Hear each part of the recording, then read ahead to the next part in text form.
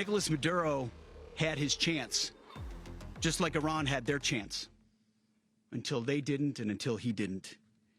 He effed around and he found out. So that's concise. Now the left wing is hopping mad about the capture of Maduro. I picked this example, political commentator Cenk Uygur, because although Israel had nothing to do with ending Maduro's regime, Cenk Uygur cannot help himself. He just has to call out Israel. He's turning into Candace Owens, it seems. Let's watch. So what we did was highly illegal. And I know that these days we're high on our own supply, and you see Russia and Israel just violating every international law, and it doesn't matter at all. They just go in and take other people's land and kill them. And so we're devolving towards chaos and anarchy, but our own allies are pushing in that direction in terms of, at least that Israel is. And we are too. And Candace Owens. Now, she has Israel on the brain, as always. She says in her tweet, the CIA has staged another hostile takeover of a country at the behest of a globalist psychopaths. Then she goes on to identify the alleged globalist psychopaths, Zionists. She says there has never been a single regime change that Zionists have not applauded because it means they get to steal land, oil, and other resources. So, who's she calling a Zionist? President Trump? Now, probably since he's an evangelical Protestant, most of whom are Zionists. So the people she's attacking in the tweet are right here in the USA, people like President Trump who are as American as anyone can be, as America first as anyone can be. Now, Maduro was captured by the Delta Force, an elite unit of the Special Forces, the Green Berets. This individual, until recently, the leader of Venezuela and a literal drug lord, ran out of options. Maduro was out of cards to play. In December, when the U.S. began seizing oil tankers, Maduro had it pegged exactly right back then. He issued a statement to the effect of, "They're after the oil." Yes, that's part of it. Now, this was after months of U.S. missile strikes on drug boats sent by Venezuela. But Maduro refused to stand down. He continued to send drug boats, and his drug traffickers continued to get blown out of the water. Now, that was his fault. He had the power to stop those strikes by not sending the boats, but he refused to take the off-ramp. Now, let's watch the perp walk.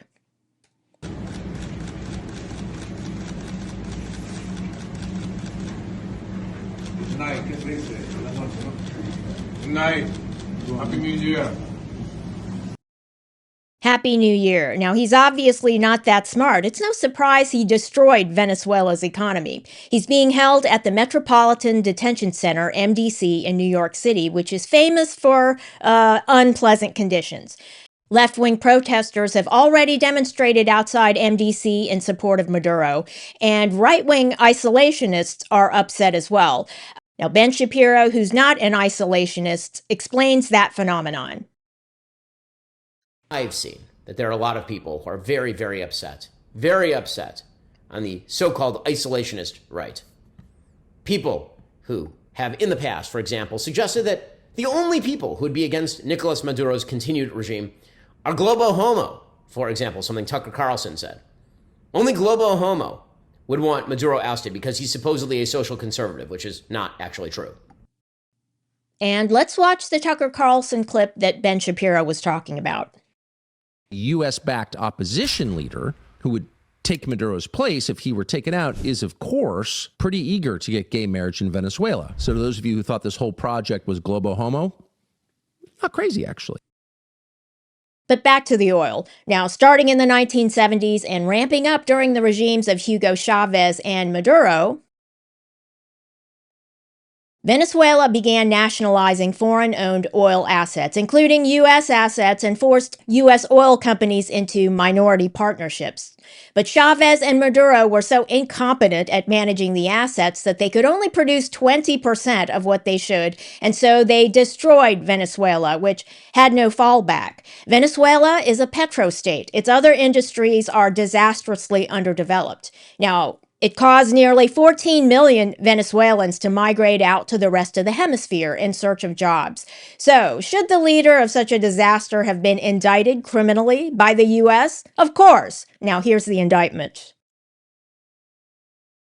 Now, Maduro himself is the leader of Cartel de los Soles and has ties to Tren de Aragua, which is one of the most violent and dangerous gangs and foreign terrorist organizations. So, Maduro is a narco-terrorist criminal who was sending boatloads of drugs and traffickers and trafficking victims to the United States. And that's why the Delta Force had to go in and seize him and his wife from their bedroom and bring them to the U.S. to stand trial on criminal charges. Now, the vice president of Venezuela, Delcy Rodriguez, has taken over the government. Now, President Trump told her he wants more cooperation from her than he got from Maduro. Now, Tucker Carlson, in the earlier clip we watched, had said that the opposition leader, Maria Corina Machado, would take over the government, but President Trump is not seeking regime change. Now, he said Machado doesn't have the respect of the country, and we can't just install the leader of our choice. Puppet governments don't have a strong track record. Now, the big picture here as well is that the United States is sending a message. There's a new sheriff in town, so to speak. Now, the Monroe Doctrine established U.S. hegemony over the Western Hemisphere in 1823, but gradually U.S. administrations stopped enforcing it.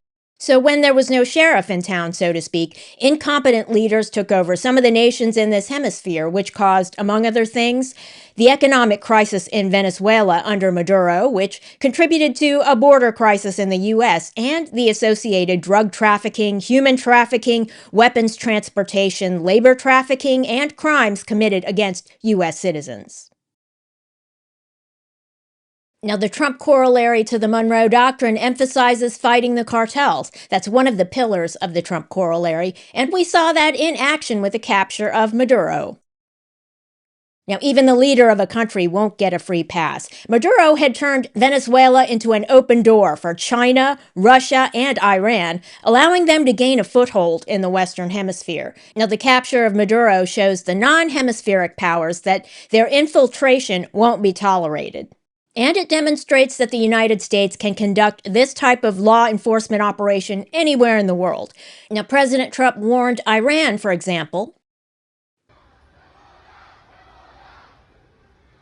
not to fire on protesters because the U.S. will come to their rescue. Now, in Iran, the protesters usually chant death to Israel and death to America, but now they've turned against their supreme leader, Khamenei. That regime may be nearing the end as well. Thanks for watching, and if you enjoyed this video, leave a like and don't forget to subscribe.